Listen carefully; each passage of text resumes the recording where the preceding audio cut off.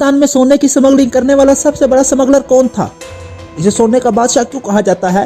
कौन है ये शख्स जिसने पूरे पाकिस्तान में सोने की स्मगलिंग की? बड़े बड़े सियासी और बाअसर लोग तक इसका नाम जाना जाता था और स्मगलिंग की दुनिया में इसका एक बड़ा नाम बन गया। फिर आखिरकार कैसे पाकिस्तान पुलिस ने इसे गिरफ्तार किया? नाजरीन, इस सोने के बादशाह का नाम सेठ आबिद था।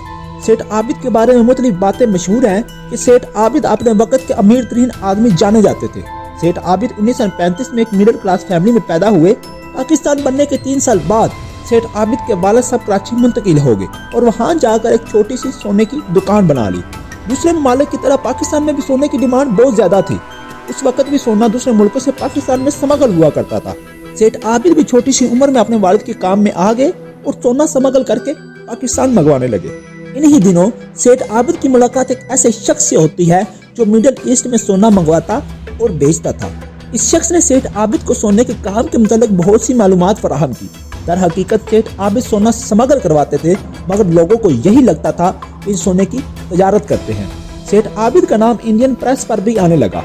इसी दौरान टाइम्स ऑफ इंडिया ने खबर दी कि गोल्ड किंग सेठ आबिद के इंडिया के अंदर रवाबित है। इसके बाद इनके बहनोई को 40 सोनों की ईंटों के साथ रंगे हाथों इंडिया में गिरफ्तार कर लिया गया। सेठ आबिद इंडिया से समंदर के जरिए सोना स्मगल करके पाकिस्तान लाते थे। इन्हीं दिनों इनका काम भी अरूज पर था और अदारों की इन पर नजर भी थी। फिर इसके बाद अप्रैल 1958 में कराची के अंदर सेठ आबिद को गिरफ्तार कर लिया गया। इस वक्त इनके पास से 3100 तोला सोना बरामद हुआ। इसके बाद सेठ आबिद को 5 महीने की जेल की गई। इस बार ये जिंदगी में पहली और आखिरी बार जेल गए थे। फिर इसके बाद सेठ आबिद का नेटवर्क पूरी दुनिया के अंदर फैल गया। दुनिया के हर कोने में सेठ आबिद का नाम जानने लग पड़ा। कहते हैं कि जब अमेरिकी हुकूमत ने पाकिस्तान को जोहरी रीप्रोसेसिंग प्लांट की दरामद पर पाबंदी आयद की थी, तो ये सेठ आबिद ही थे जिन्होंने समुद्री रास्ते से फ्रांस से पाकिस्तान तक एटमी रीप्रोसेसिंग का प्लांट पहुंचाया था। सेठ आबिद दिल के बहुत ही सही हुआ करते थे। ये लोगों की हर तरह की मदद किया करते थे। ये लोगों को मदद के लिए हजारों रुपए ऐसे ही दे देते थे।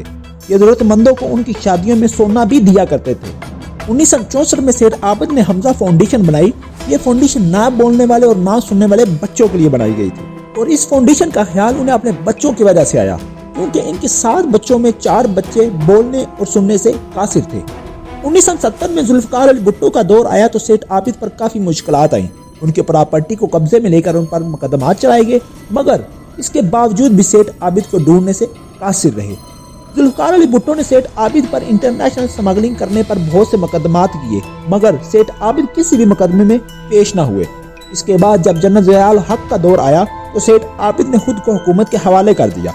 इसके बाद सेठ आबिद को उनकी प्रॉपर्टी वापस कर दी गई और इस दौर के न्यूक्लियर प्रोग्राम में सेठ आबिद का बहुत अहम किरदार था। सेठ आबिद बहुत सी जायदादों के मालिक थे और पनामा लीक्स में नाम आने के बाद उन्होंने अपने असासे ब्रिटिश वर्जन आइलैंड में मुंतकिल कर दिए थे। इस वक्त सेठ आबिद ने हुकूमत को यह भी कहा था कि अगर मेरे गोल्ड के काम में कोई रुकावट ना बनाई जाए तो मैं पूरे पाकिस्तान का कर्जा उतार दूंगा।